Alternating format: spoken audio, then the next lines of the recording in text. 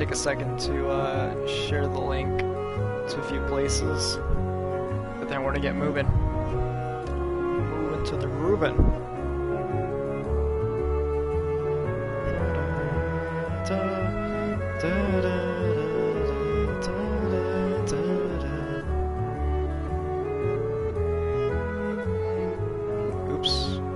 Oops, I sent the wrong link to my peoples. I'm pretty sure they'll have it figured out. Hello? Yo, what's up, John? Sorry, I was in a really long boss fight. What do you need? Oh, I just wanted to talk, dude. Oh, okay. Yeah, I'm gonna play a little bit of Kingdom Hearts, and then I will jump onto Fortnite.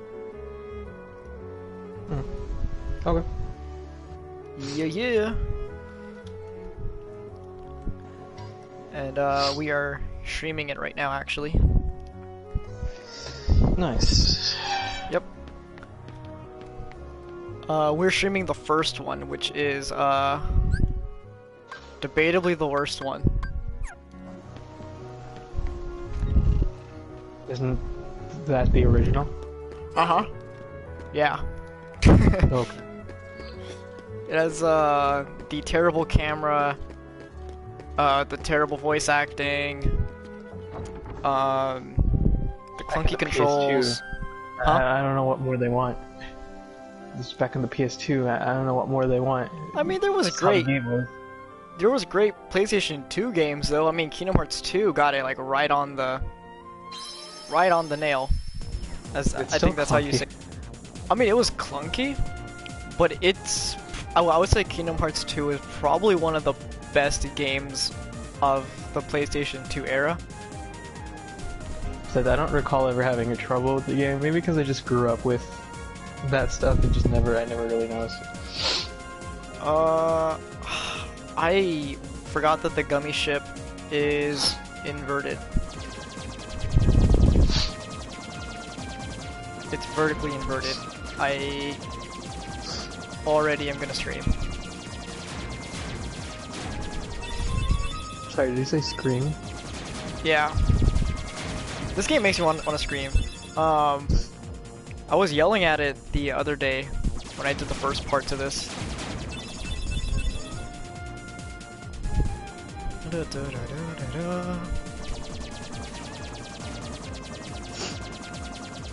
The goal for this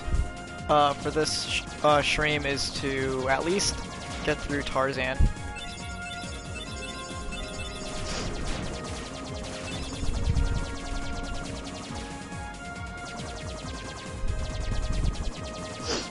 I don't know how long that's gonna take me. I feel like it's gonna take me a minute to get through that boss fight at the very end of Tarzan.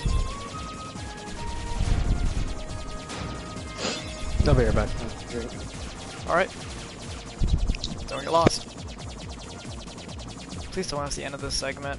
I don't want to be a ship anymore.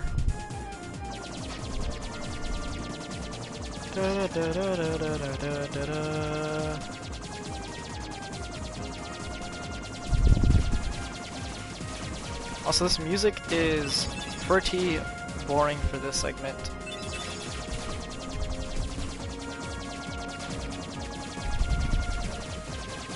Can this thing go away? Yeah.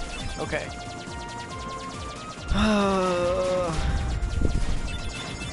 just want to get to fighting.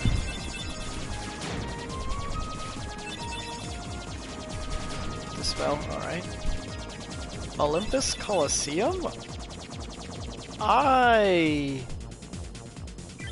thought Tarzan was next. Sure. I apparently do not remember the order of these worlds anymore. Oops. I don't think there's much to do in this world besides the hero training.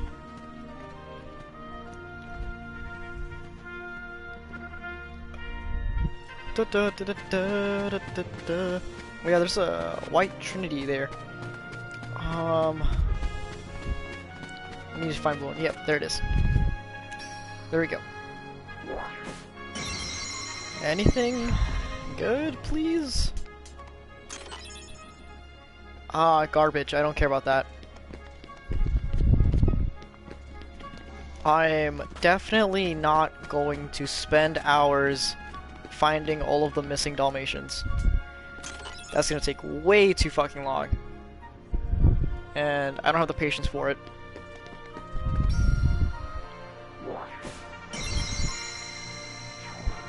Okay, and what is this? Mithril Shard, okay. Not bad.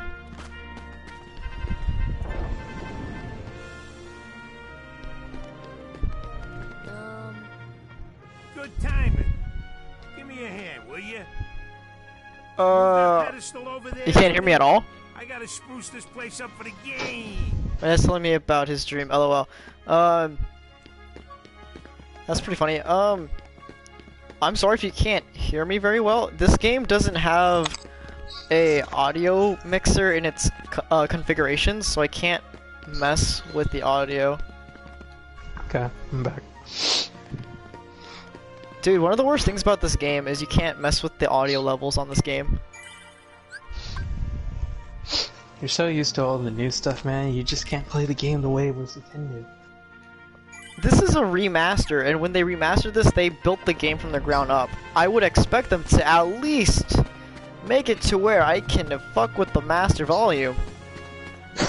Nah, they made it as is. They just...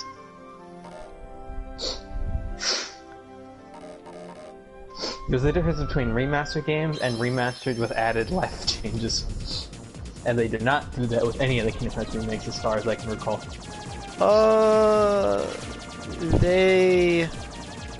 I think they added a little bit to Kingdom Hearts 2, and also Birth by Sleep, and then also 2. Not 2.8. It's Dream Drop Distance. Semantics. So everything except the original one.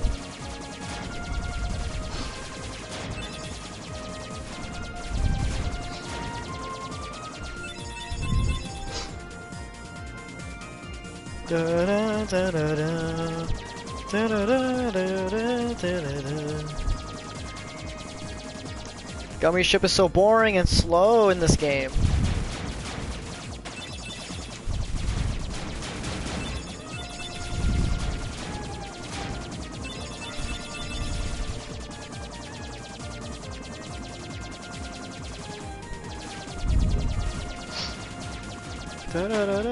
Ow.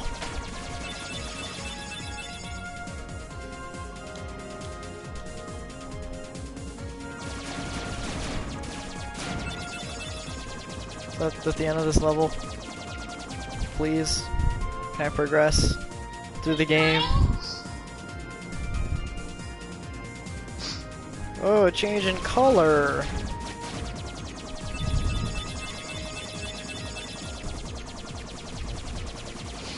This thing, please die? Please die? Oh my god.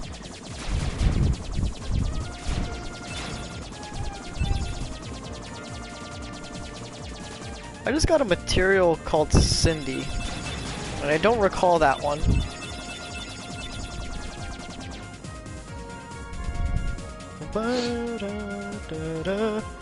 Oop. Nope, nope, nope, nope, nope.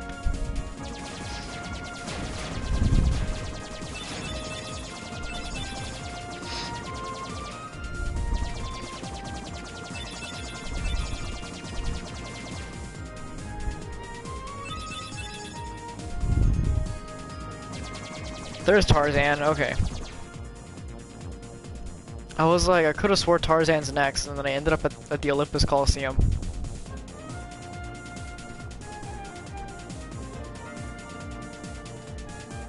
Let's check it out.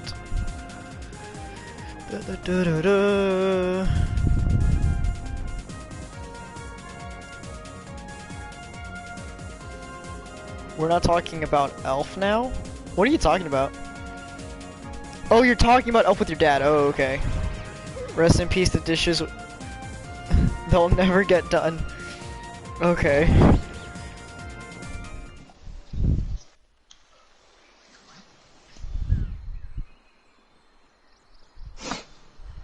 Whoa!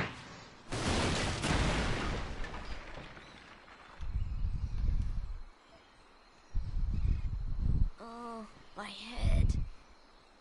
Donald? Goofy?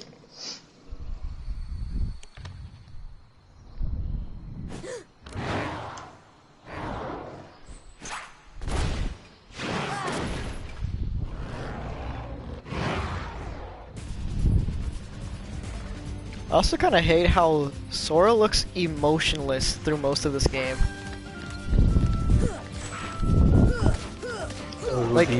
Like even the voice actor doesn't seem to care what's going on.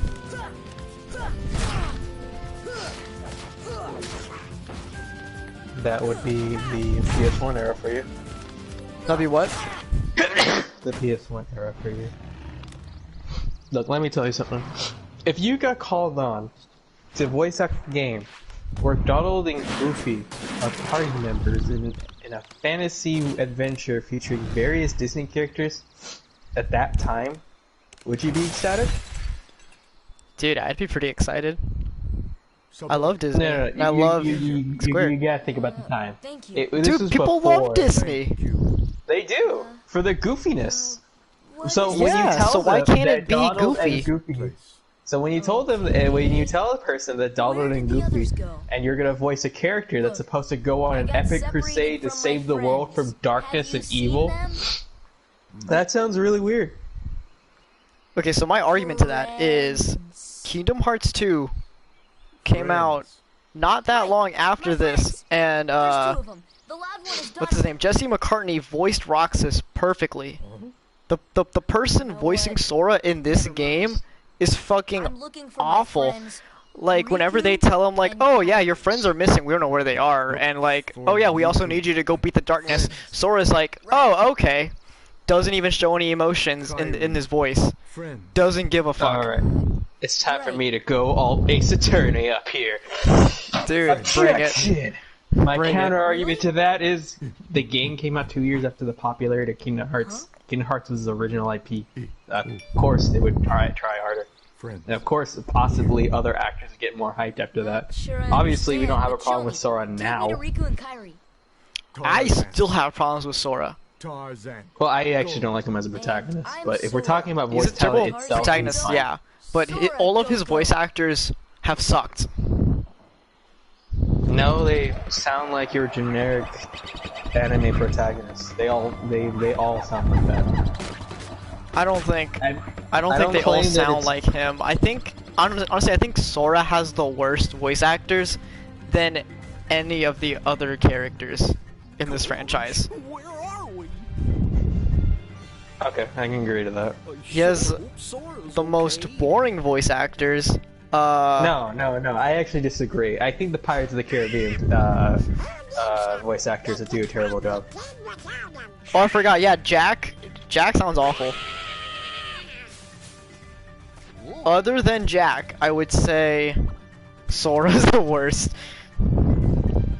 Nah, I feel like some Disney characters have hit or miss from time to time. I'm not gonna name every one of them from off the bat. Ah, you know what? The Lilo and Stitch level, the alien chick.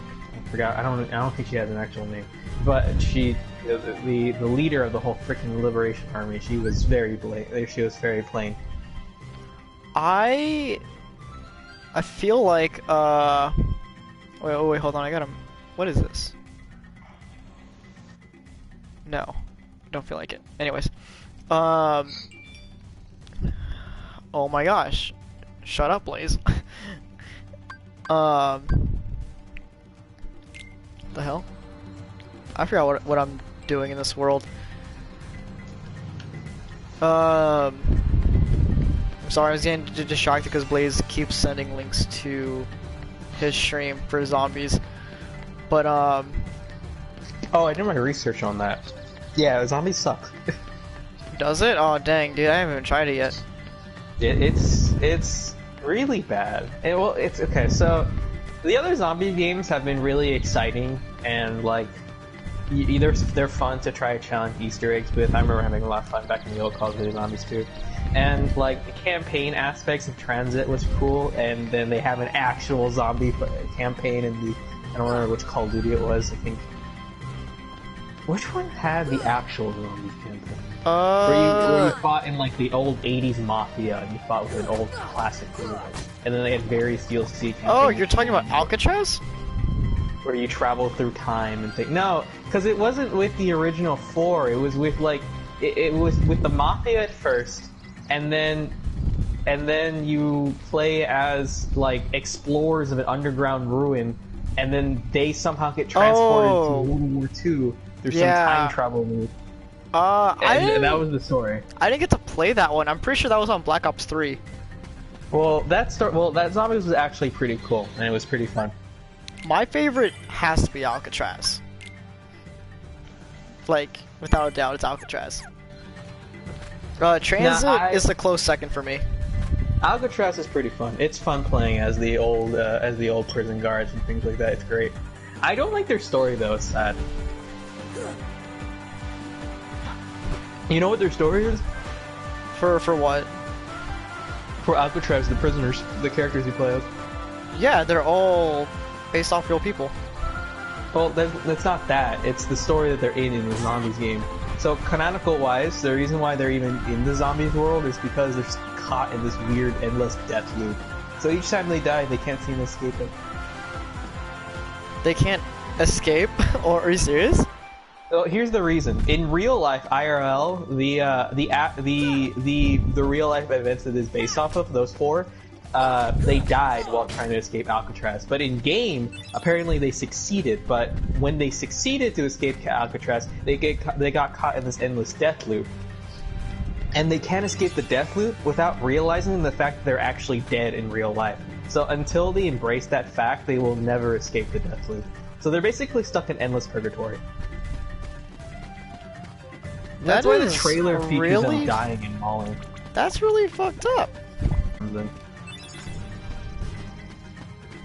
Huh. I also like Underground. I feel like that one didn't get enough love. Yeah, I did like it. I did like the Cthulhu one, where... I liked Underground because it was just so different. I also like the one where it's the transit group, and I think they're in Japan or China, and they're in like skyscrapers. Nah, you want to talk about different? The Zombie War, where you had giant fucking robots traveling around the map. Now that was wicked. Tarzan. Oh, and who's this? Hi there. Oh, you speak English? And now I just realized I said giant robots and Zombie War in the same sentence. I feel like that make an awesome thing. Are you here to study the gorillas? Dude, dope anime right there. Highly doubtful. Goofy! Oh, anyway, as I was saying, the new Call of Duty Zombies, it kind of sucks. So, like, it's not... A circus of clowns. It's the life of Ass. The easy life changes are fun. They're novel, but other than that, it's not that good. It's not challenging either. Once you know how to beat the Zombies game, it's relatively easy, to the point that in order to even make your own fun, you kind of have to nerf yourself. Huh?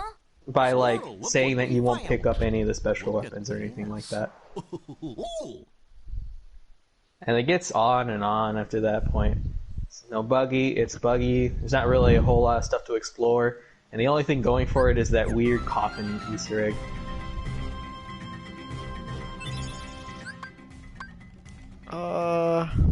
Actually, they say the entire Call of Duty as a whole is not very good. The multiplayer is downright broken. The rank is... the multiplayer is not as broken as people are letting it to be. I say that as a person that has, like, understands like what makes a good Call of Duty game. It just needs some reworking on some of the maps for the multiplayer. There's one gun that needs to be adjusted because it shoots way too fast, and that's the MP5. It's basically a death laser. I don't know. From what I see, the ease of access for this game is just not that good.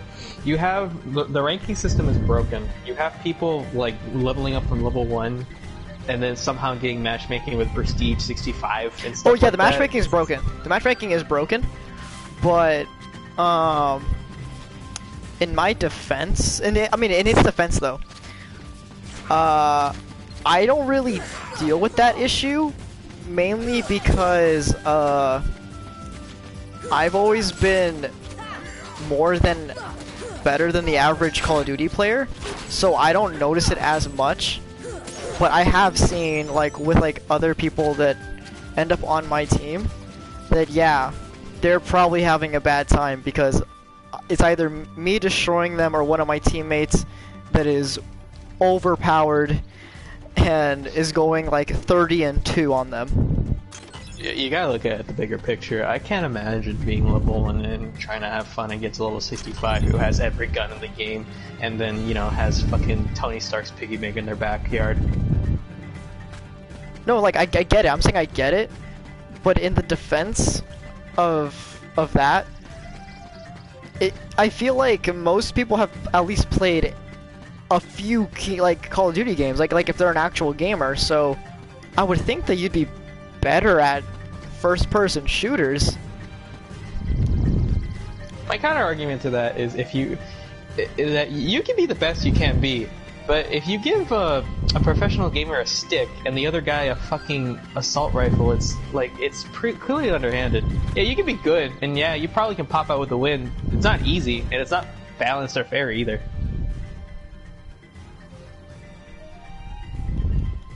Bad analogy on the spot, but you get what I mean.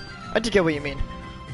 But like, I don't think like the game is awful. It just needs some like slight touch-ups. No, from what I understand, the game is actually better than some Call of Duties, but it kind of went a step backwards compared to Modern Warfare, where everyone agrees that Modern Warfare right now is the pinnacle of Call of Duties at the moment. It's pretty much the best one. Which one? The one we play right now, the Battle Royale. Oh, Warzone? I think the best multiplayer is Black Ops 2. I would agree if this damn fucking game wasn't broken anymore.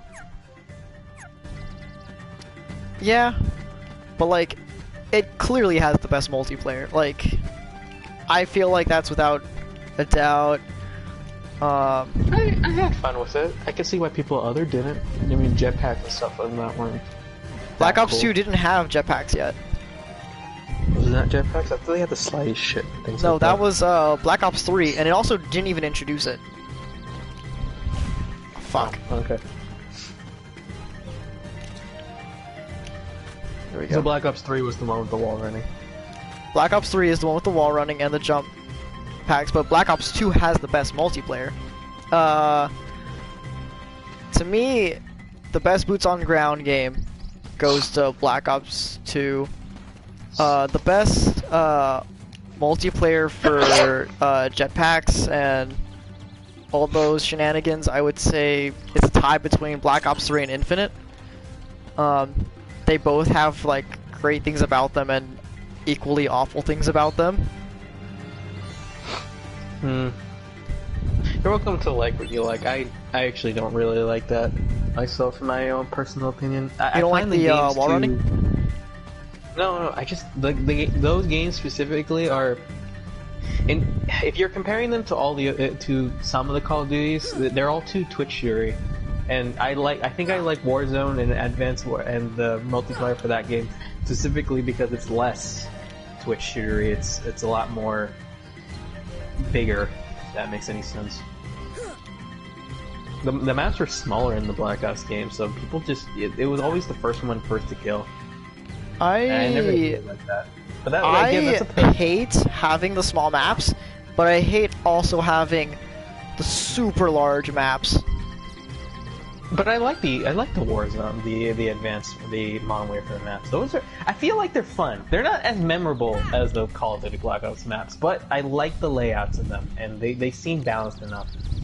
I don't find broken spawns in them at the very least, except for one map where I think the spawns are intentional to be broken. And it's the weird fucking crater one where you're just trapped in a box with 32 people in one map, and people just die the second you spawn. It's crazy and insane, but I think it's intended for that.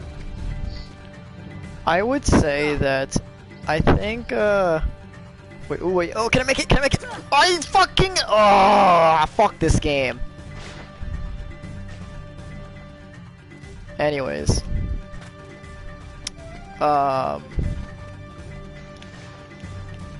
feel like no matter what Activision does with the maps, people are gonna cry about those maps. No matter what. If it's too big, people are gonna cry about it. If it's too small, people are gonna cry about it. If it's in the middle, people are gonna say it's not creative.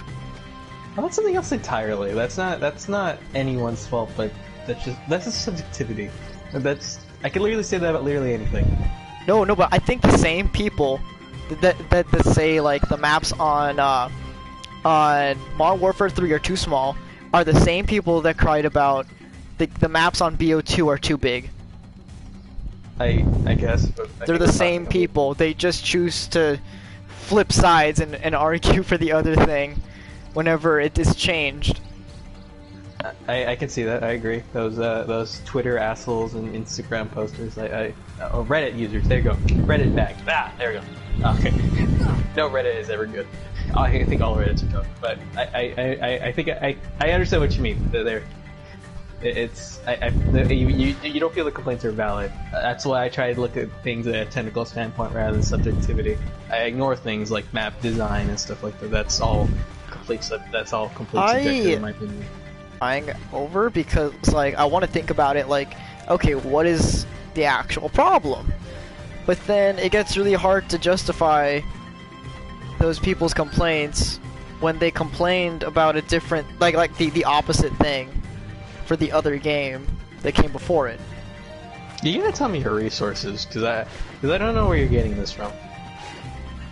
I'm saying it based off of Call of Duty community because like I've been a part of it since the Modern Warfare 3. You should go outside of that. Part of the problem right now is actually the Call of Duty community itself. They don't seem to know what the fuck they want. That's what I'm saying. That's exactly what I'm saying. So the information that I get from reviewers that are outside the Call of Duty community that aren't huge fans, but they have played all the Call of Duties to understand them. And fuck. Besides, there's still a lot of problems with Cold War. Yeah, you can fix them with certain patches and things like that, but you shouldn't. I guess you should. The answer is you shouldn't have to. I shouldn't get a product and then have to wait for that product to be fixed. I feel like it's okay to have the product fixed because no game is perfect straight out of release.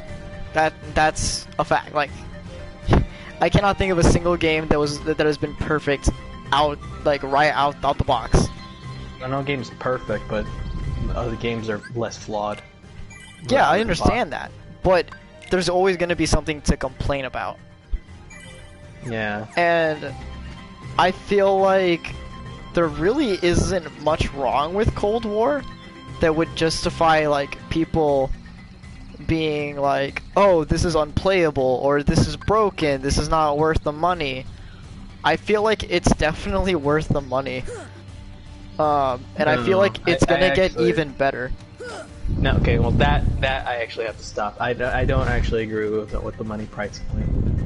At least the way it is now and the practices they're going with. This whole battle pass thing is also a bit scummy. You can choose to not buy the battle pass. It doesn't affect your gameplay. That's...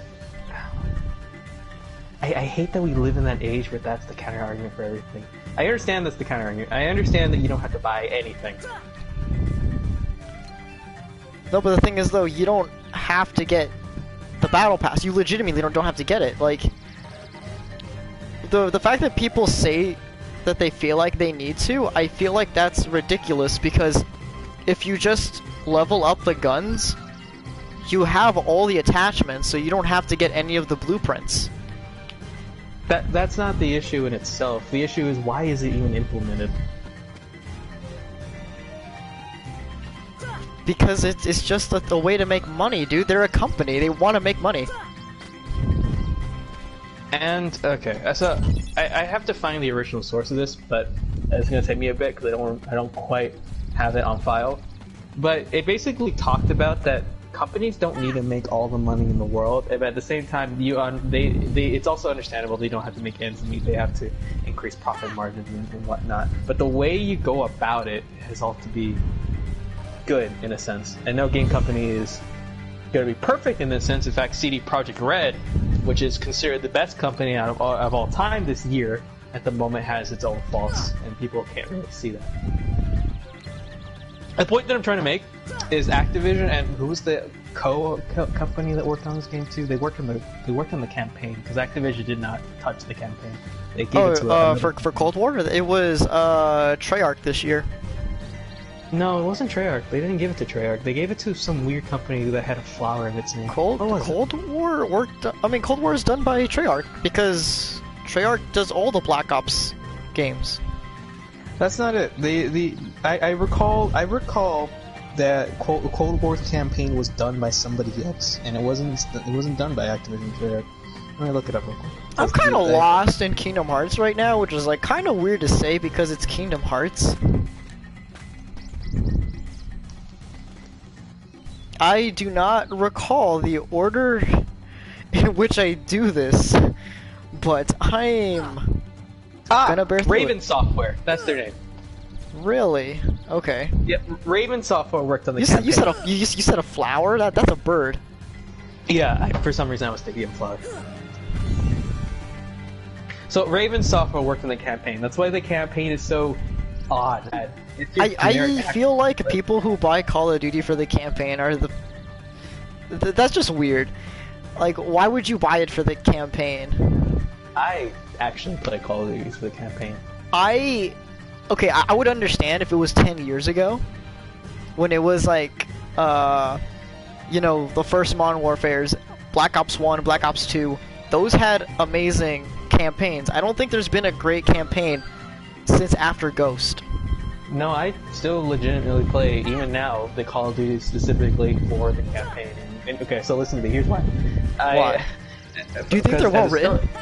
No, absolutely not. As a story writer, all of them are dog shit. I haven't had one Call of Duty game that made absolute sense in terms of story or context or hit me in the heartstrings. You like Ghost? The only Call of Duty game I can say, no, Ghost was the worst out of the bunch. What? It was the worst out of the bunch. A lot of people agree to that. Agrees to that in terms of story. You are insane. No, you are absolutely it's insane. considered one of the worst in story. It really is bad. So I don't think it's that bad. The only few Call of Duties that actually caught me in a story-wise, and I mean, like, a slight emotional, just a little tiny flick, not the biggest emotion, is fucking World War II, but that's only because World War II is based off actual real events. I didn't like World War II at all. World War II was boring. I can see that. But I like the story enough. I know that's a very weak argument because boring is like, you know, not an argument. But I just feel like, to me, it is boring. Yeah, and I can see that. I can see that. Well, if we take personal bias out of the equation, I think World War II has at least the strongest semblance of emotion. But it's a bit cheating because they're using World War II, and if you use any World War II in a story, of course it's gonna have emotion. They're feeling it's fucking Nazis and shit. Not just that, but like Americans love like anything in the media that like revolves around World War II.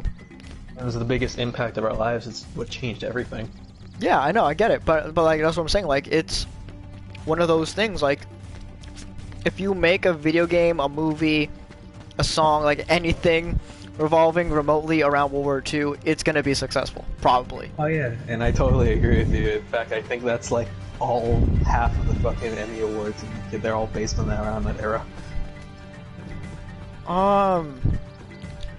That World War II movie that came out recently, well, not so recently, wasn't it called 1972? That is exactly what it's called. Yeah, that one won like 4 awards, didn't it? Or it was nominated for like almost all of them. Oddly enough, it got nominated, but it never won an award. In fact, Really? it was never even nominated for foreign, and it was a foreign film to begin with. So Yeah, but it got nominated for like a shit ton of things. Yeah. I actually don't really follow movie awards that much, because all movie awards are rigged as hell. Yeah, I mean, yeah, they're there's definitely rigged, of course. Like, there's no doubt about it. But I'm just saying, like, it got It's successful though, and it's a World War II thing. Back to the Call of Duty story thing. Yeah. I buy Call of Duty story specifically because it's a turn-off to me. Like, I can just turn off my brain, and I don't have to think too hard or try too hard at the gameplay play story. And it's a pretty cool action flick. It's fun to, like, just be in a fucking car while it's driving on the airport highway, while crashing into other cars, while driving the car into the back of the airplane, while it's flying off, while it's exploding. Okay, how do you feel about Black Ops 3's campaign then? If you think Ghost is the worst, that's okay. I think it's dumb and silly, but it's okay.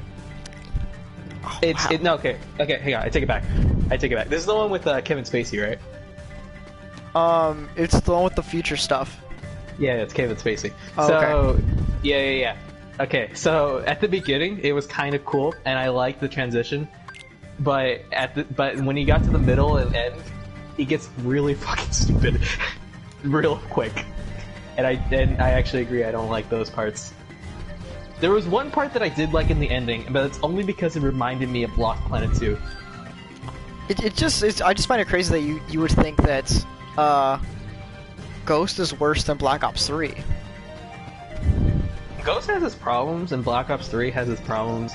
In terms of beats, though, Black Ops 3 just has it in a tiny bit.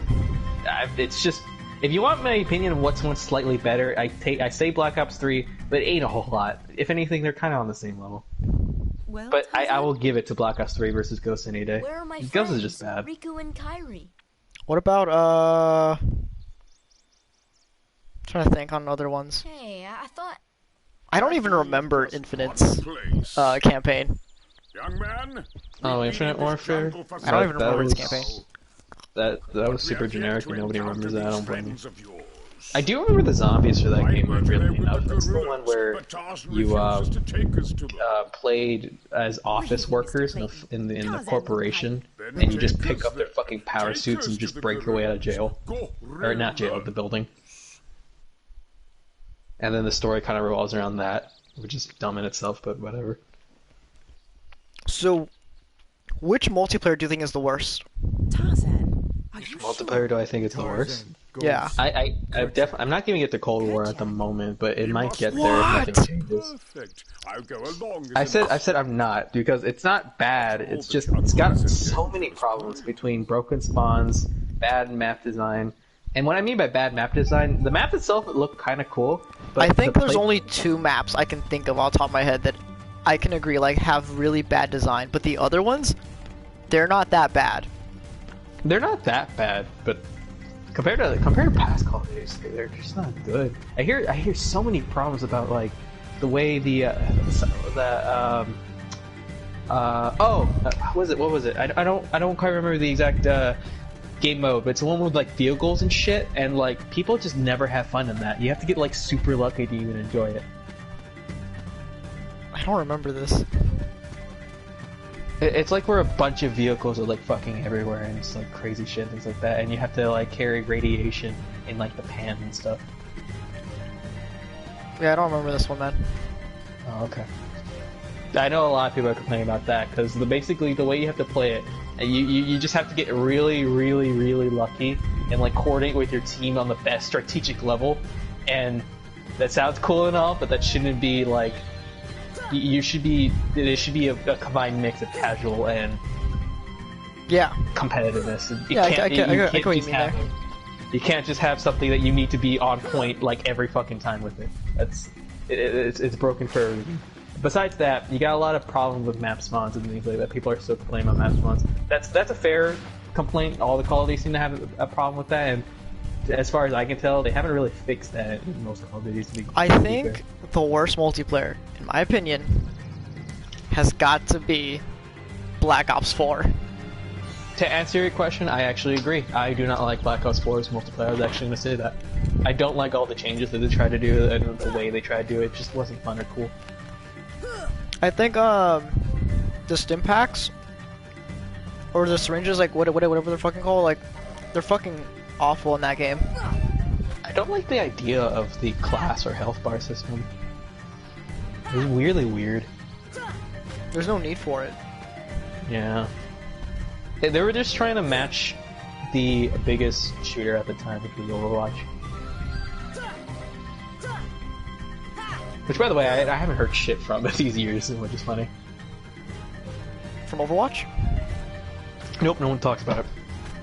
I thought they had, their next game announced already. Oh yeah, Overwatch 2, that doesn't come out for a while. Fucking shit.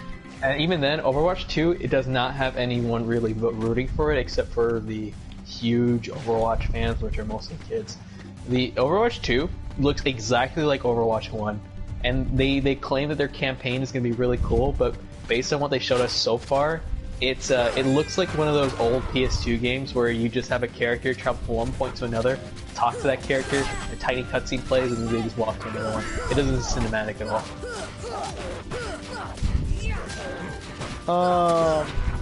It could have worked for the first Overwatch, but as an Overwatch 2 and competing with the next.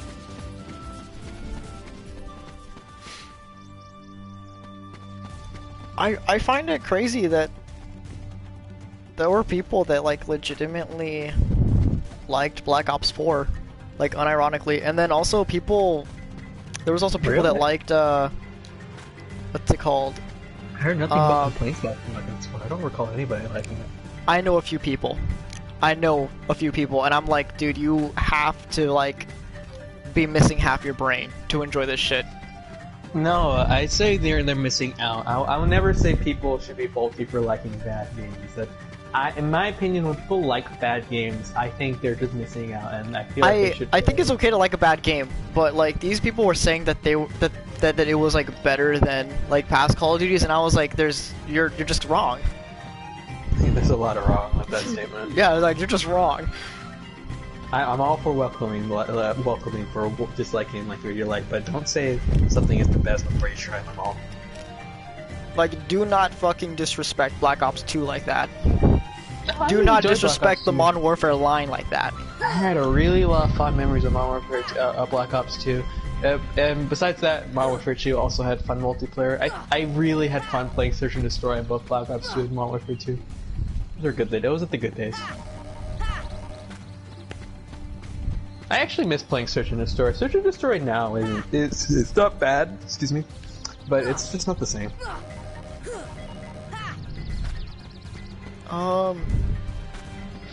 Search and Destroy on Cold War is pretty fun, except for on one map, which is it's like a snowy area, and like there are like two buildings. I don't know what it's called. I heard a lot of complaints about that one. Yeah, that one's really bad. I have nothing to say that will like justify that map, because there's like this like bridge area that's connected by like two doorways. People just camp there on both sides. That's not fun. Another map that people seem to have a problem with is this weird one where there's like 3 lanes and there's a tank in the middle. Because tank in the middle. Talking about Miami? Or no. I think you're talking about what's it called? Oh my god. Did you get that? It's a southern town. That sounds familiar. It's a southern town. I definitely remember it being rustic. Kerchak. I think it's a town in Texas, but I cannot remember the name of it. To be fair, you can say that all my opinions about this game might not be valid, considering that I've never played it itself, but I do a lot of research to the point that you could say that I played it, at least seen impressions on it, and I can't really justify buying it with something wrong with it. I'll probably wait if I ever have to buy it in the future. If suddenly Chase and Marco suddenly like really wants to play Cold War with you and stuff like that. I'm pretty sure Marcos is gonna end up buying it because I think he's interested in the zombies. That's right. He's a huge Call of Duty fan. Shit. He's into the zombies, I think. He is. The zombies is not good this time around. Oh, and the what's that stupid game mode with the overtop thing? That's the worst one of all. Nobody's enjoying that. What? Dead Spec Ops. Dead Ops Arcade. There we go. I haven't done it yet either. No, don't. It's not fun. It's fun for like the good 2 minutes, but then you realize that the game goes for really long. There's not really a checkpoint system. You have to complete it from point A to point B, and it goes on for like forever. It almost feels like almost 45 minutes. The other day, Blaze was pretty much praising the game's Dirty Bomb mode, which is like, it's so god awful. That game mode is so bad. Is that the one with the radiation? Yeah, it's the one with the radiation. Oh, that's the one I'm talking about. That's the one that people like hate. It's so bad. Dude, yeah, it's so you bad. Based on what I hear and based on what I saw, it looks really bad. It does not look fun. It's awful. Like, I cannot think of anything good about it. And then when I told Blaze I don't like it in our group chat on Instagram, he legit was like, "Oh, you just need a better squad." And I was like, "No. It doesn't matter if you have a squad. Like, this is not fun." That's exactly what I'm talking about. That's what I was trying to say earlier. You can't justify a bad game mode for being a for when your argument is be good. That's so stupid. You also can't justify it with like saying, "Oh, you just need to play with like these certain people." That too. That's like, if I can't enjoy it by myself, I'm not gonna enjoy it with other people. And also, I didn't play it by myself. I actually played it with another friend. That's exactly what I was talking about, though. I heard a lot of complaints about it. When it comes to the multiplayer, the way that I judge the multiplayer sometimes is like, if I can play it and turn my brain off, and like not get upset with it, then I feel like it's one of the better multiplayers. Which is how I feel about like Black Ops 2. I can't get mad at Black Ops 2. It just doesn't happen. I don't understand it, and I get mad at most games. Like the other day, I legitimately punched my desk chair. Okay, well that's just you. I get mad at games, but like same with Fortnite. Fortnite doesn't make me angry, to be honest. I can see that. I can see that for justifying if you enjoy multiplayer that way or not. I can see that because that means you just you get the mechanics and you get how the ease of things like that. I get it. And if you really want to focus, you can be really good at it. You can see that being a valid way.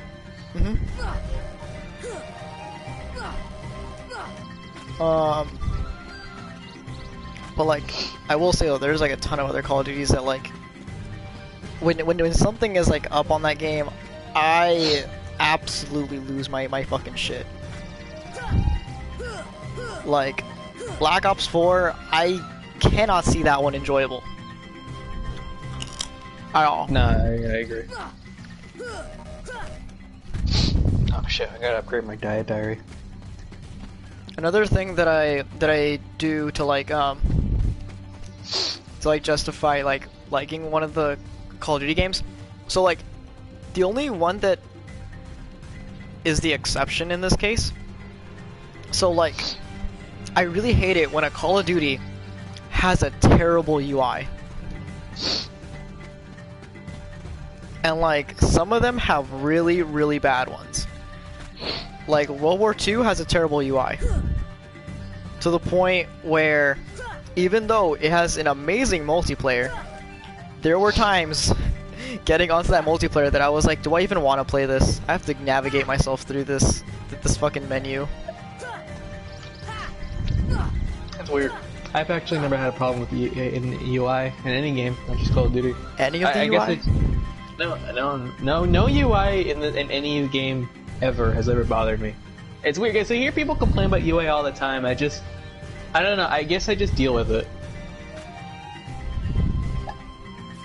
Because that's not what I'm actually focusing on. I'm more focusing on like what's in front of me versus the ease of access and things like that. I do agree in some cases about UI where certain things should be there and there.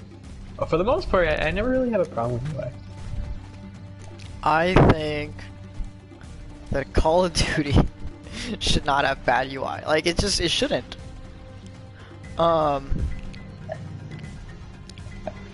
like the only one, like I said, like that doesn't bother Well, the only one that has a bad UI and I still like the game is World War II. If I can't navigate through your menu without getting frustrated, you've lost me. That's such a weird statement.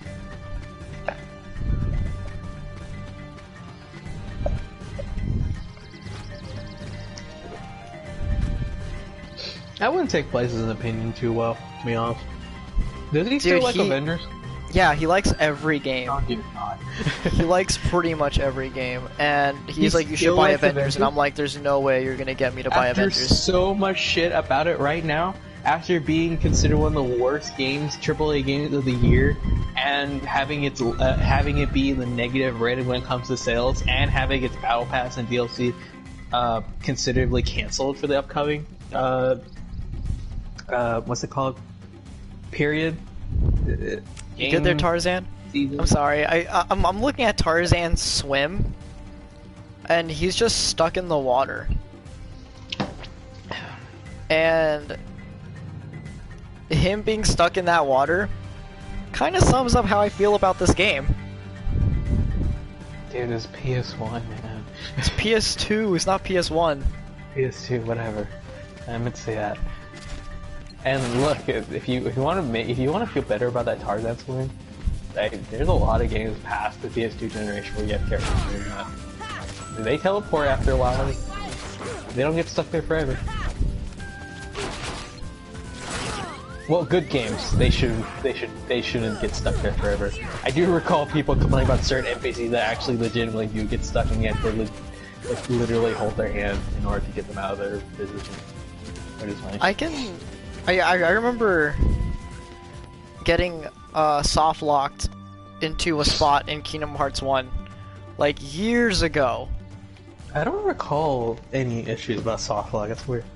I remember one, and it's if you go to the Beauty and the Beast world too early in the first game, and you don't get, I believe it's the Yellow Trinity. Like if you don't get the ability to do it, you lock yourself into that world and you cannot get out. Oh, you know what? That actually does sound familiar. I do recall that. I recall people having buggy and glitches problems all the time in the world. What's with that? It's not just Kingdom Hearts 1, it's like in every Kingdom Hearts game, it's always a problem. In Kingdom Hearts 2, it's just fine. The only thing I hate about it in Kingdom Hearts 2 is the fact that Xaldin is like really annoying to fight in that world. Everyone agrees to that.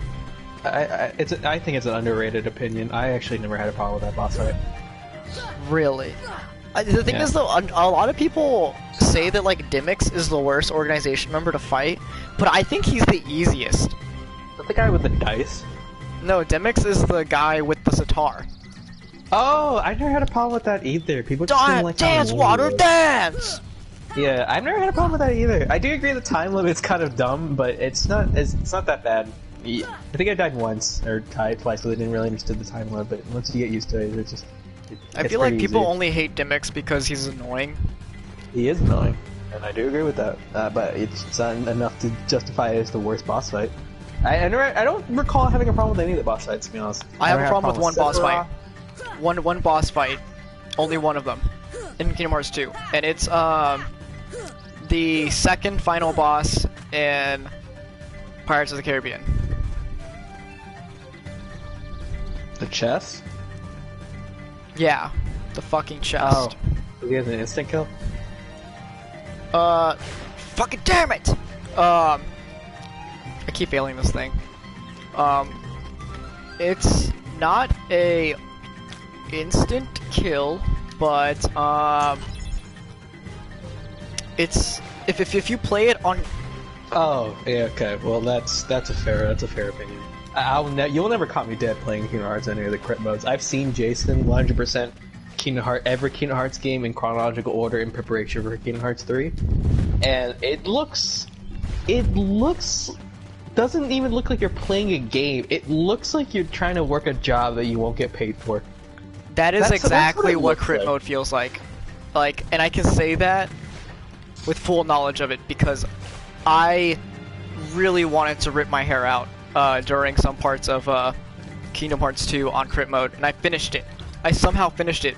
When I finished it, I swear, I legitimately almost picked up my desk chair and threw it. Usually people have an opposite reaction when they beat a really hard level. That's really bad. I just felt so done, dude. It was so bad. I don't blame you. Crit and Proud Mode and all these games look really, really stupid.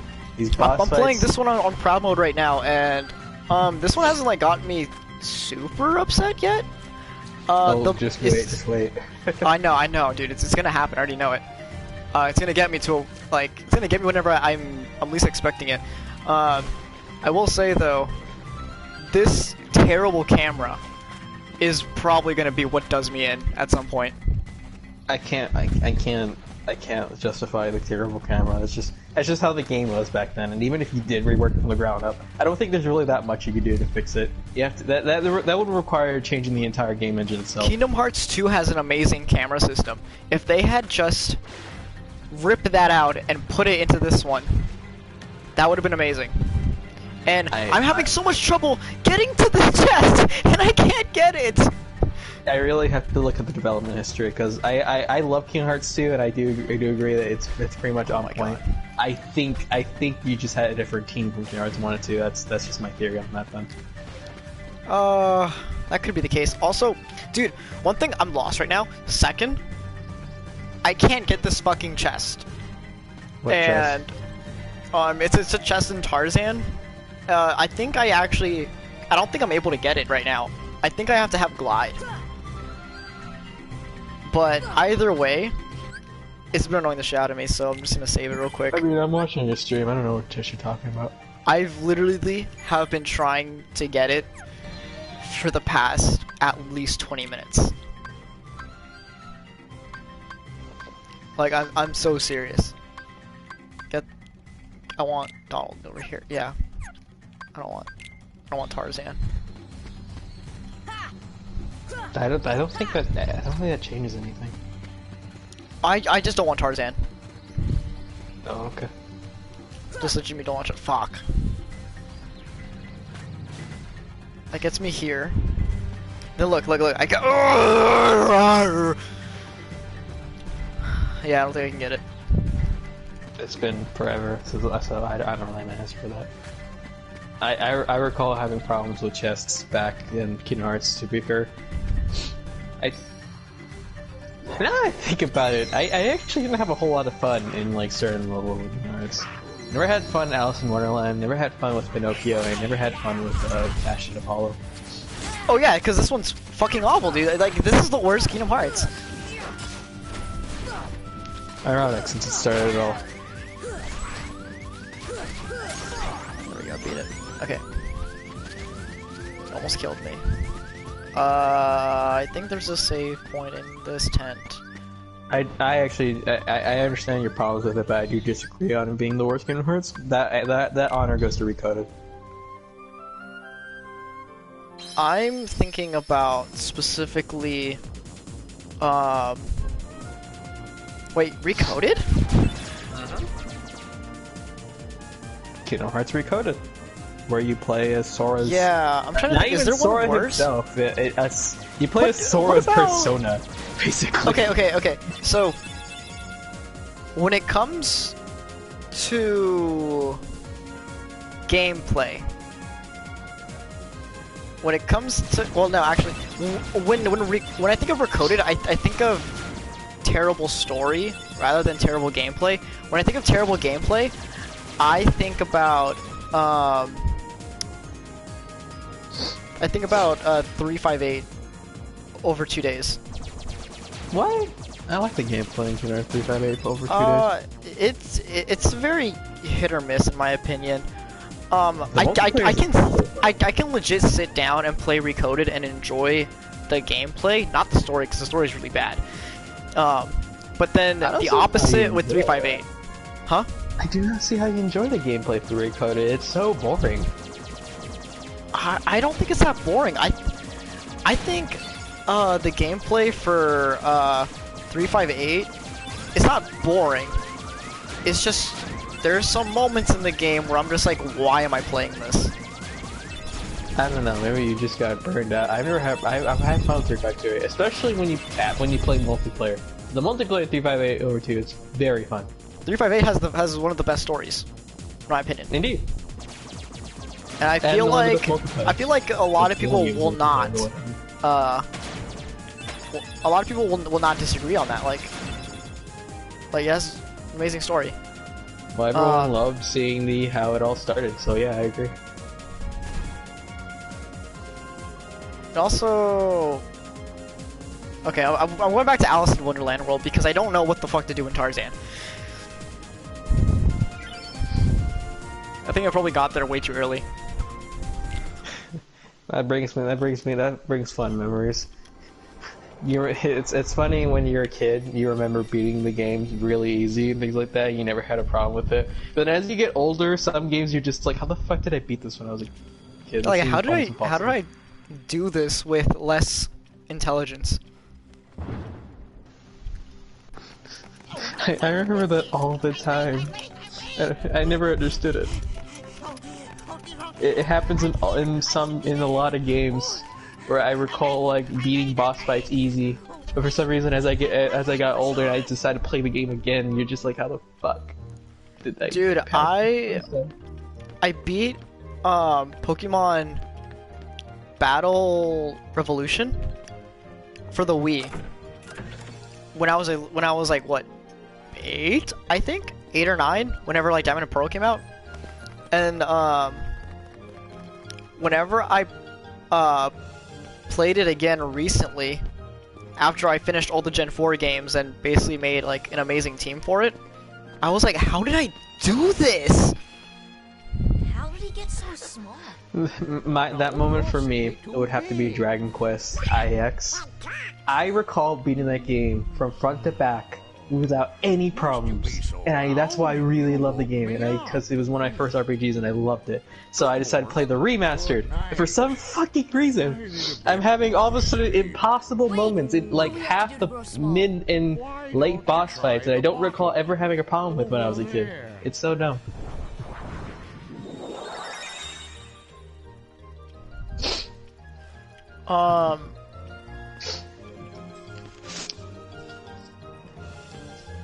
You see how like the camera moves kind of like really fucking terribly in this one room that I'm in? I guess. This angers the shit out of me. I'm not moving the camera at all. You're just too used to all the cool new cameras. I can't justify this in any way, even like for it supposed to be supposed to feel exactly like Kingdom Hearts 1 in the PS2. Like, I don't like it. I don't fucking like it. I will relate to you in that aspect in some way. When I play PS2 games in the PS4, it does get a bit jarring when the camera feels, I guess, stiff compared to all the modern PS PlayStation games. This one isn't stiff. This one just, it's like you want to look at everything all at once. This one has the opposite feeling of stiff. If the camera was stiff, it would be so much better than this. If you really have a problem with it, you could play this game on PC and change the settings. This one doesn't have a PC. Or emulator. No, I'm already too far in. The introduction to this game takes an hour. I'm not going back. I'm just saying. When people have problems, when technical problems like that, they just play on an emulator or the PC version. They change the settings internally. I'm not willing to go through that introduction again. Fair enough. I'm just saying. I think a lot of the Kingdom Hearts games suffer from really boring introductions. It's an RPG. You either like it or you don't. I'm trying to think of any of the introductions to the Kingdom Hearts games. I don't think I've liked any of them. They're always really slow and boring. Especially being Roxas. I actually recall something. I recall your opinion on why you don't play single-player games. That's probably another reason why you find them boring. You just don't play enough of them.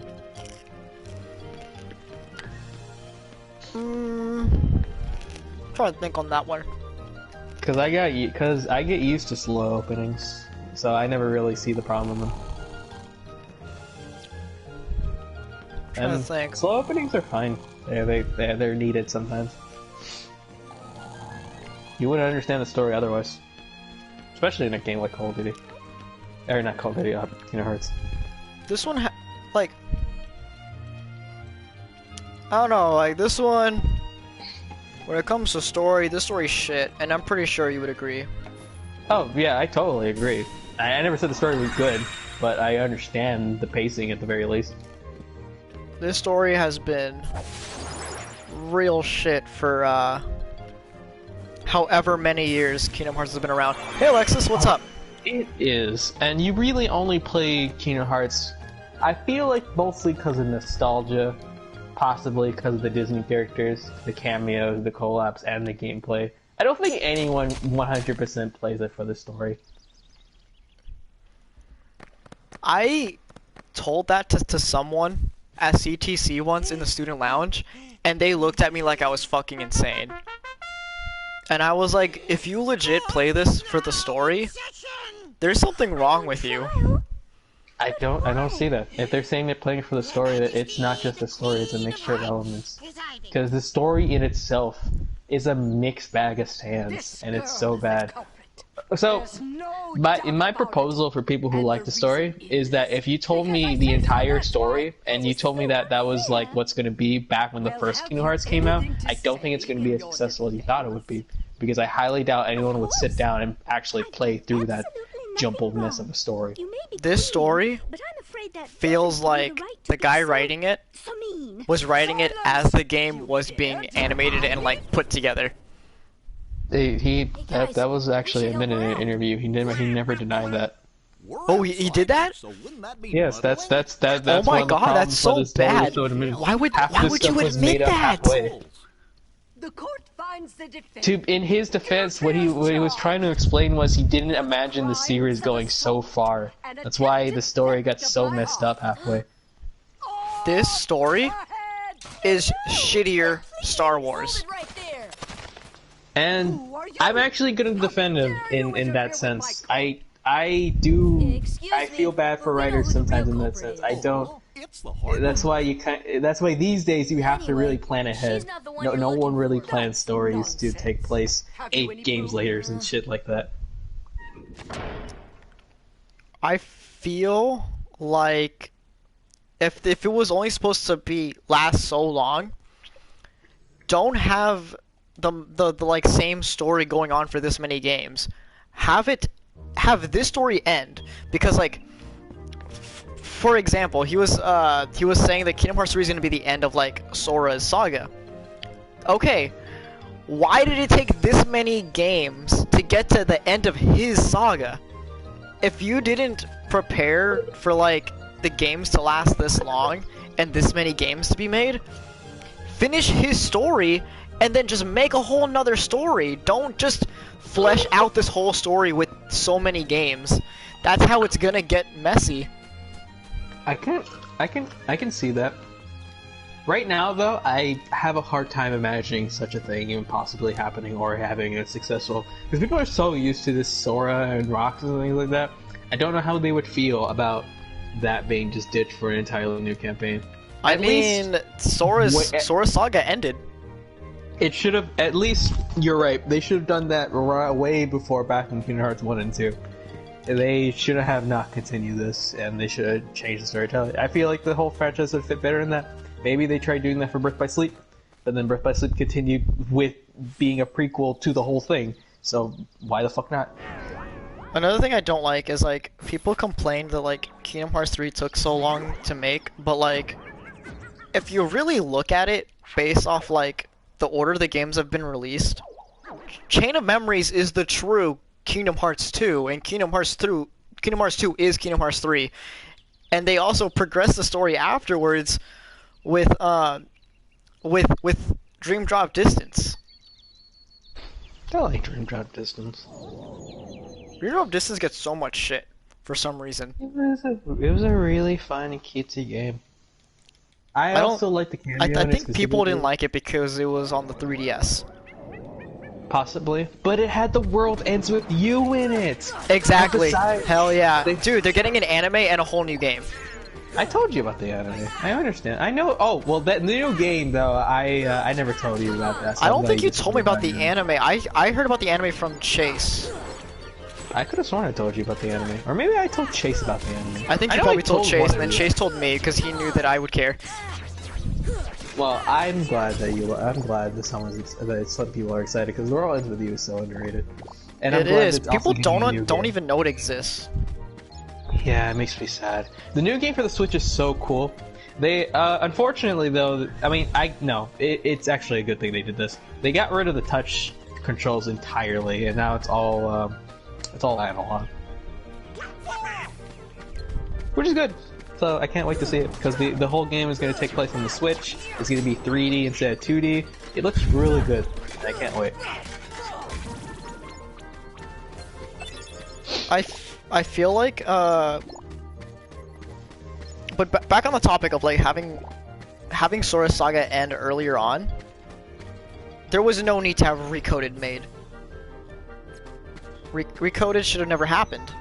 Well, a lot of people agree with that. In fact, a lot of people agree that some of the spin-offs shouldn't be made. You realistically don't really need 358 doesn't need to exist. Or 358. You don't actually need to know what Roxas was up to before those events of Kingdom Hearts 2. You just need to know like, oh, he existed and he was in the organization. Okay. That's it. And then Shun doesn't need to exist either, even though I will say she's a great character. Ugh, actually, now that I'm thinking about it, I think you kind of needed 358 because Roxas' story is a lot more complex than that, being that he is also part of Sora and another version of him and yada yada. No, but you don't need his story to understand what happens. You just need to know that he existed. I'm kind of 50-50 on that. Because if I gave that to a more general person that doesn't critique stories as well as you and I don't think they'll get it right off the bat, and they think about general audience first. I'm not saying it's a bad game though. It's a good game. It's a good story. I'm just saying that the story I don't think is necessary for the story to be complete.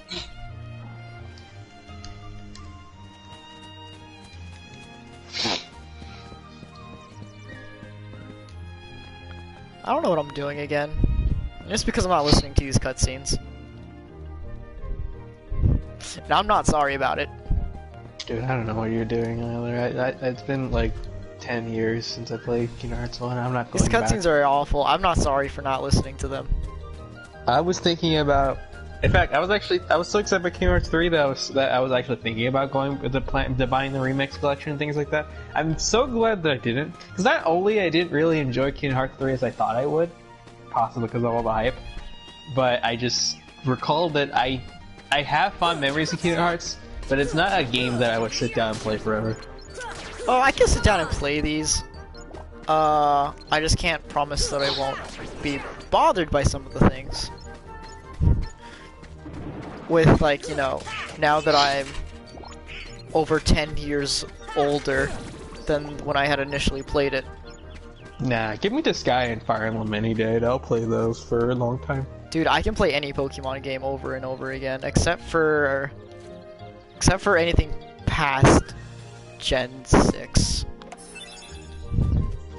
I don't know, man. Sword and Shield looks real shit to me. I said anything past Gen 6. I can't replay those. I know what you said, I'm still saying it. Yeah, I'm saying Sword and Shield is bad too. Like, I know it's bad, dude. I got no enjoyment out of finishing that game, which is really weird because I've never had that happen to me with a Pokemon game. I feel like people are starting to understand that it's, you know, Pokemon's doing the same formula for 50... Well, no. They had the 30th anniversary. 30 fucking years! It hasn't been 30 years. It's been 24 years. 25th anniversary? I recall they had a big anniversary. I thought it was 30. I think it's the 25th anniversary. Very well, 25th anniversary. Either way, it's a really long time to somehow rely on the same formula for it to be working. At some point, as more and more games come out, and as the generation change, you honestly should change something really big. And that's something as simple as I think that Mega they Evolution know that the formula isn't working, and that's the reason why they've been like adding things to like the battle mechanics. But the way that they're going about it is like they're not even thinking like, how is this gonna affect the competitive scene? And because of that, they have no excuse. And just change something entirely. Like what's that Pokemon clone? It's not. What's it called? Pokken? Tekken? It's the MMORPG Pokemon that people talk about, and people have a lot of fun. Oh, that's I forgot what it's called, but I know what you're talking about. Yeah, it looks really good. It was really fun and good when I played it, and I enjoyed it. And it did Pokemon's formula and completely flipped it on its bat. You know, gym leaders. No one ever talks about that one. Dojo Masters or something like that. Dojo Masters don't have the same elemental Pokemon. They have a various elements, so it's a lot more of a challenge and stuff like that. That's just even the beginning of it. All battles are tag team battles, so there's that competitive aspect for Pokemon. Because, you know, only people play tag team battles apparently. Sorry, that's a personal piss off. That's a personal piss off of me because dude, I don't blame you. That bothers me too. The competitive scene should not be tag battles. I feel like the competitive scene should be probably a little bit of both. It should be, you would think, but you know. And also, I'm upset that they took away rotation battles. Like, there's no need to take away a whole battle system. It was actually one of the more fun ones, and it's a lot better than 3-on-3s.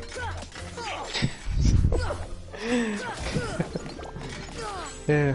Dude, rotation battles are good. Rotation battles, in my opinion, were like the best part of the black and white era. It was something different. I don't think it was that good as he claimed to be. I find it really fun. I think it's a giant game of rock paper scissors. To be fair, all Pokemon battles are, but in rotation battles specifically, it's more bland. Rotation battles, I feel like, are more about reading your opponent. Because I can also see why you like it because of the card game aspect to it. You know, reading your opponent, waiting for that right moment to switch. I get it.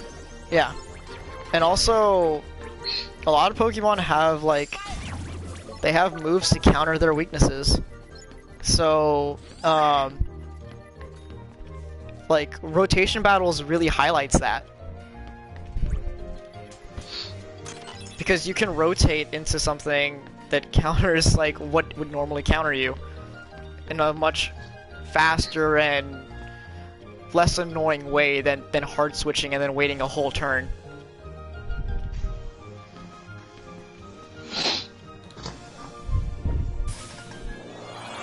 I'm not sure if that makes any sense. I hope it did. No, it's fine.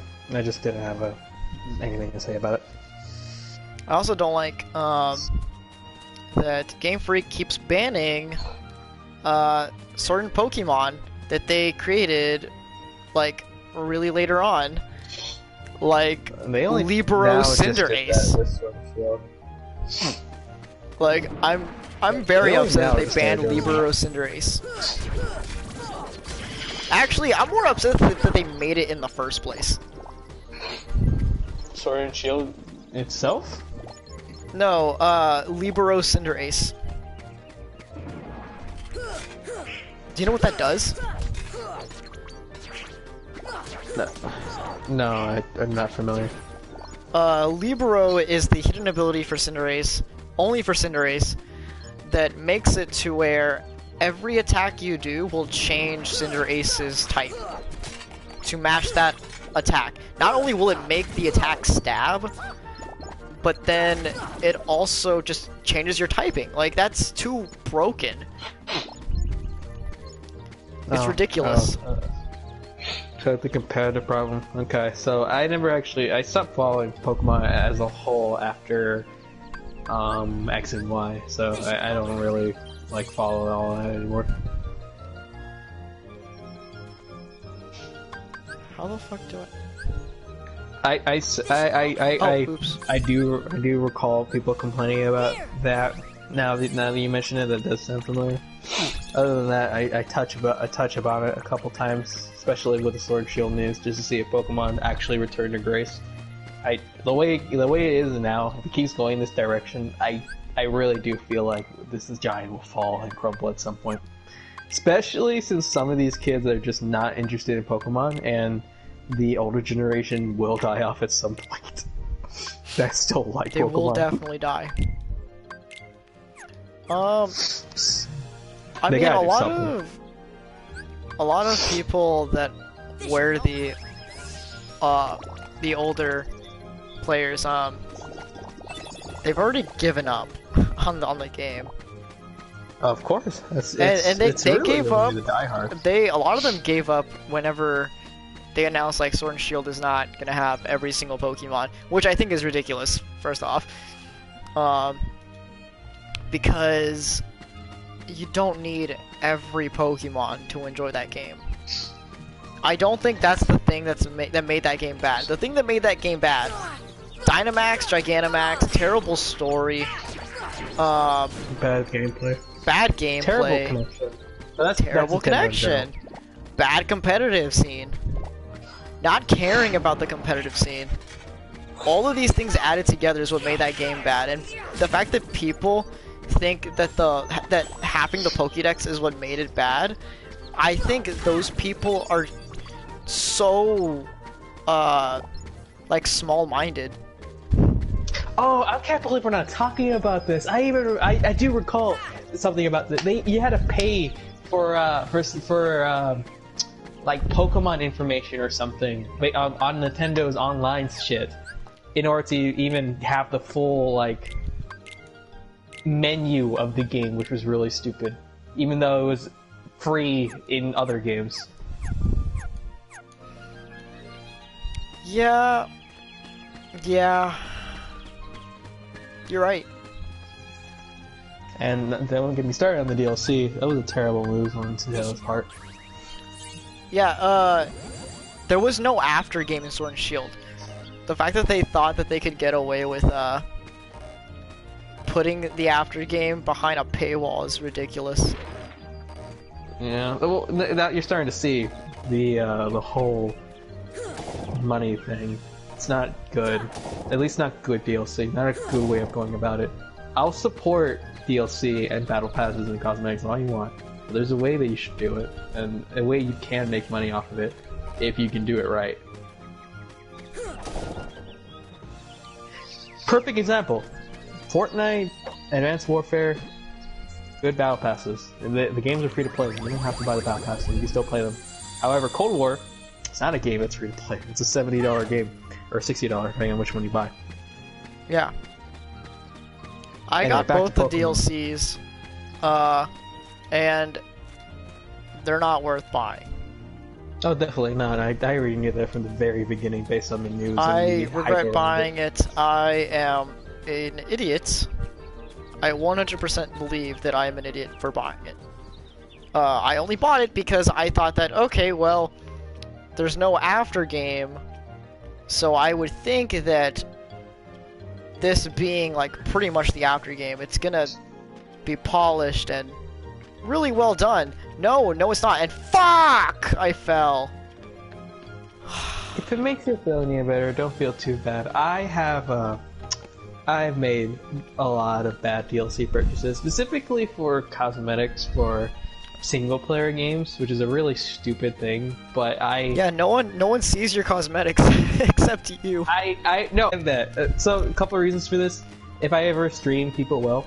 And second, I do it because I want to support the company, because these RPG games are actually really good. But the only reason why they're even doing these practices is because of the predatory practices that other games are doing. They're just following suit. And I want to believe that at some point, They'll stop doing it, and they'll go back to some of the old ways where games did it back in the old days, where the cosmetics were just in the fucking game. It's never gonna happen. That's never gonna happen. Yeah, but I'm sorry, but it's just not. There are some games that are doing it, specifically indie games, unfortunately, because they understand. But other than that, there are games that do include all their DLC costs to begin with. Oh, Crash Bandicoot is the latest one. So one of the latest AAA's that included all its fucking cosmetics inside the game. It's not paid behind a fucking DLC. It's paid behind pre-order bonuses, but that's about it. That's close. That's because they have to have pre-order bonuses. So that's fair enough. I'll give them that. And one weird phone collab, but we don't count that. What was I gonna say? I was gonna say something again about Pokemon Sword and Shield. We're back to Pokemon DLC. No. Yeah. How dare you stand there? Oh, am I not supposed to stand here? Actually, Nintendo company has been Nintendo has been a really shook company this year. Between banning all the Super Smash players, banning Splatoon, and being complete assholes, taking away Melee Online. Exactly. Oh, and completely like demonetizing and getting rid of channels that even mention Nintendo. If it even has like the N word in it, they're treating it like as a curse word or such, some shit like that. Because it's been happening. People who even mention Nintendo on YouTube have been taken down immediately for no reason. Apparently, their claim is that they're copyrighting themselves, which is the weirdest, stupidest thing I ever heard. I mean, this is gonna go on YouTube. If this gets copyrighted by Nintendo, I'm gonna fight it. You have nothing to worry about. No offense, but you're not a big guy yet. If you were bigger, I yes, know, but like be Disney took audio out of like a couple of my Kingdom Hearts stuff. Have they? Holy shit! Yeah, I'm not kidding. Like I know I'm not that big. Like I don't have an inflated ego. Trust me. It's just wow. They've taken stuff from me already. I had a belief that if you're small enough, I feel like you can bullshit your way through anything and you wouldn't have to worry about it. Why do companies give a shit about people that are just starting out? That is so stupid. Why do companies even care in general? I'm playing your game. People are watching me play your fucking game. Why are you targeting me? That's the equivalent of like street performing for like Pocket Change or something, or not even Pocket Change, where you're just doing it for fun. So you're just kind of playing your guitar in the street, and then some jackass in limbo is like, "We're from Disney." Fucking brings out a gun and just shoots you. It's like, oh, why? You played the D note. One of our theme songs had the D note. Go fuck yourself, and just walk away. What the hell? I think it'd be more like, we heard you played something close to our music, so we're fucking killing you over it. But I'm not even making any money. Too bad. But if you were, we ask you to give us all that money, and then we'll kill you. YouTube, besides Disney, Nintendo's actually been shit for all for creations in general for all these years. It's not just this year, but it seems like this year, ever since the whole Super Smash Bros. And Splatoon the catastrophe. There we go. They've been getting worse about it. Yeah, what's even worse, I found out their payouts for Splatoon tournaments and Super Smash Bros. Tournaments. If it's apparently if it's sponsored by Nintendo itself, not like the actual like Evo circuit or stuff like that, but Nintendo sponsored tournaments itself. Do you know what first prize is for Splatoon is? Not $25. much. Yeah, I know. It's not much. That's so stupid. Shadowverse pays out its grand winners for up to 10,000 to 40,000, up to $1 million one time. And then we got League of Legends, who plays millions of dollars to its players. Evo does the same. So why the fuck does Nintendo, who arguably should have more money than all of these fighting game companies or game esports competition companies? There you go. That's the word I was looking for.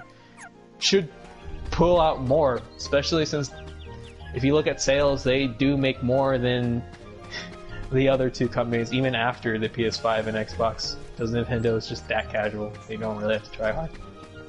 They're so greedy, and I never understood why. I don't think it's actually Nintendo Japan's fault. I think it has to deal with Nintendo of America. I don't know. I think it's also Nintendo America, but I don't want to just assume it. Nah, there's so much that goes around. Yeah. And it's sad because I don't want to like hate Nintendo. I love Nintendo for all the RPGs they have. You got Persona Strikers coming out soon. Shin Megami Tensei series is gonna come out, especially then The World Ends With You. And I'm having so much fun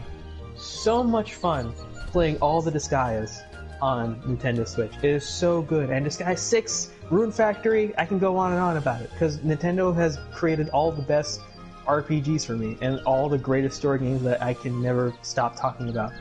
And all the games that I mentioned that I know nobody's ever heard of, but I will still continue talking about them. But then you hear stuff about that. Yeah, I hate it. I really hate it. It's one of the few reasons why I hate PewDiePie now.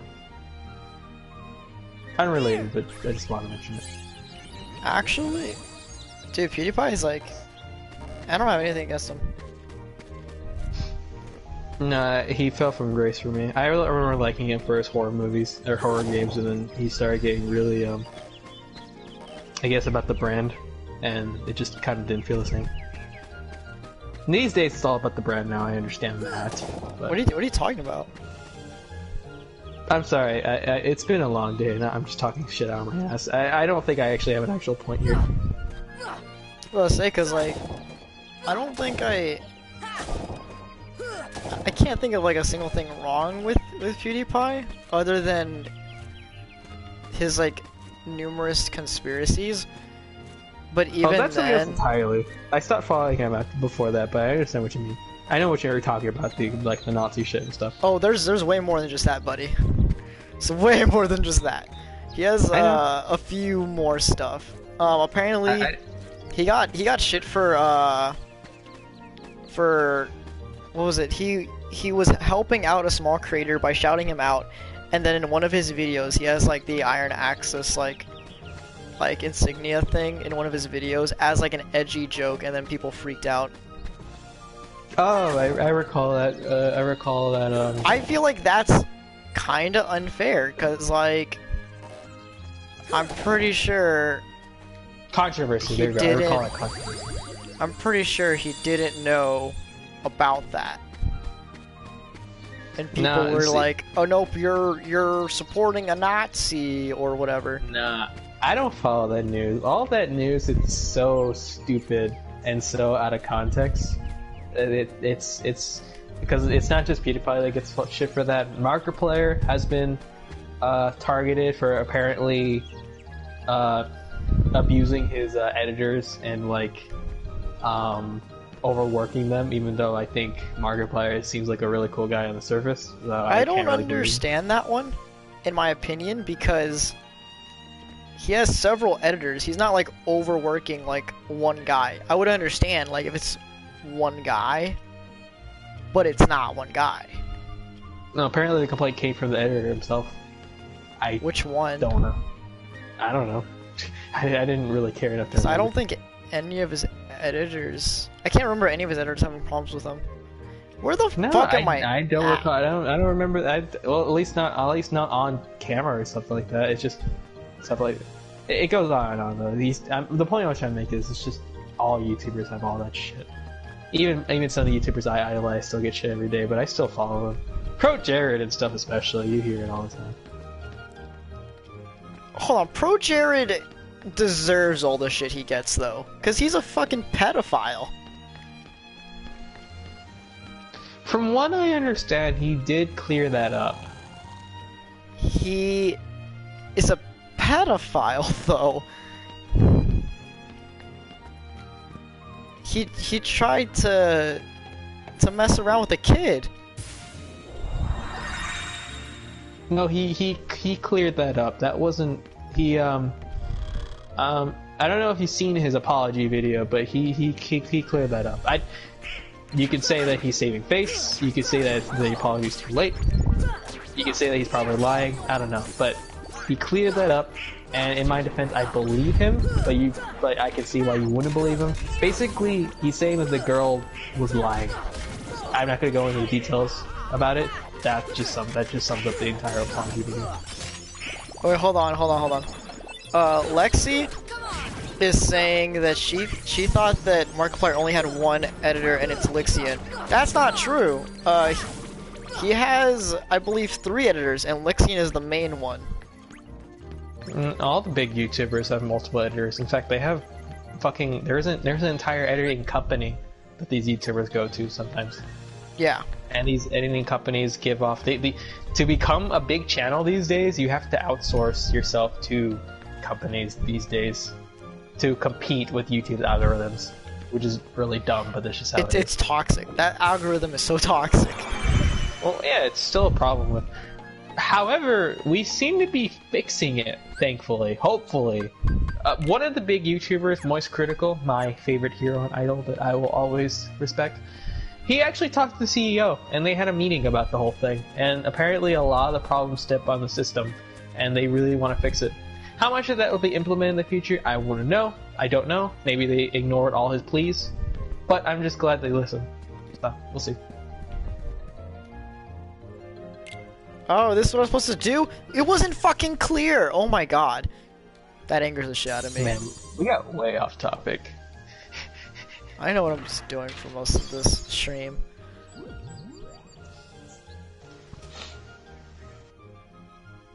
You're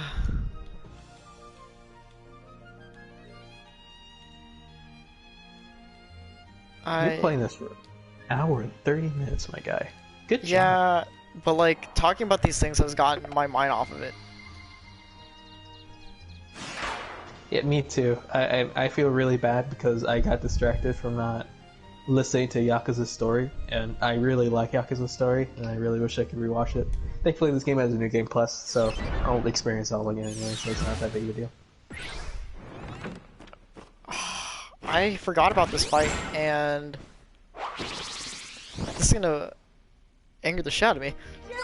I'm gonna finish this fight and then I'm getting off, because like this, I already know this is gonna be way too much for me.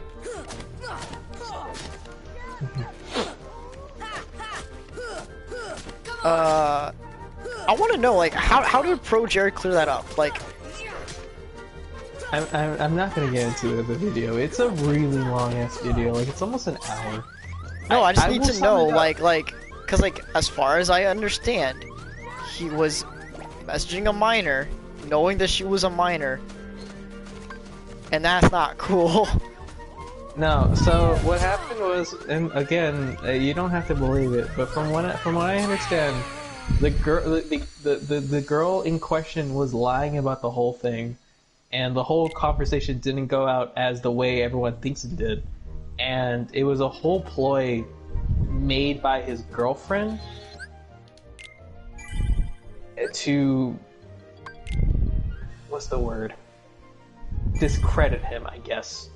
And part of the reason why some people don't see that as valid is because Pro Jared took so long to respond to this that maybe he's just lying out. He started. It just seems sincere, and he finally going back to reading videos, and people like accepted it the way it is, and everything's back the way it is. He hasn't been accused of any crimes or anything like that, so honestly, what he says kind of stands. Actually, I just looked it up. He was accused of soliciting sexually explicit photos from underage women, which is a crime. No, I get but that. He has no charges. That was never tried in court or anything like that. They never found this girl. Like all the conversation with this girl and all that stuff were all stuff that was spread on the internet. It's not like there was ever anything like took into court or anything like that. Now, if you saw a court thing with Pro Jared in front of it, then yeah, you could say that actually happened. But as far as you can tell, it's all made up. Unless you see actual proof that's not spread from the internet, it seems kind of dumb. I don't think you'd be able to find details if there was a court date or anything, because that's something that doesn't go out there. You would find details. People research this shit all the time. For example, one of the biggest douchebag YouTubers, what's his name? J Station?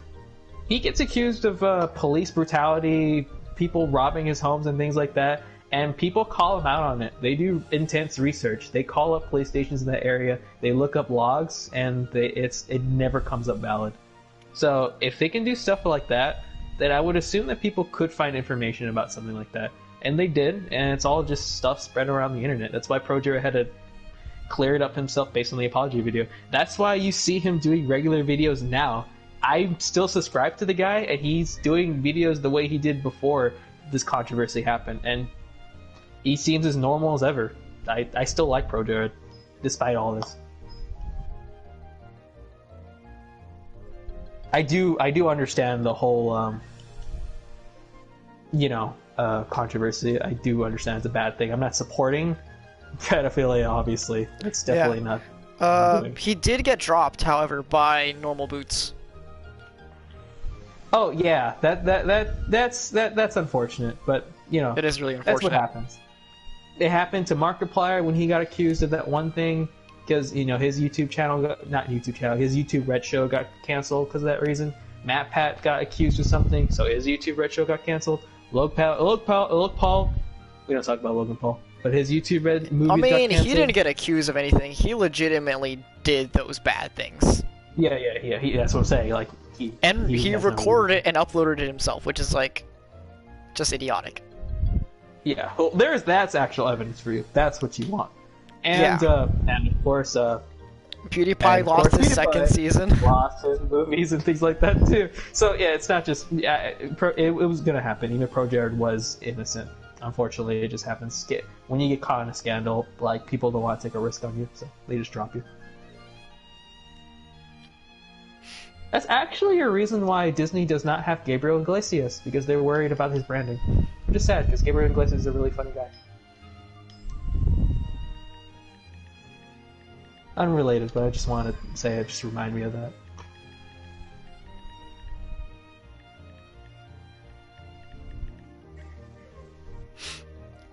I'm gonna end the stream real quick, and probably switch to another game, maybe. I can only play Fortnite for a little bit. You took so long on this. Yeah, Fortnite's fine, dude.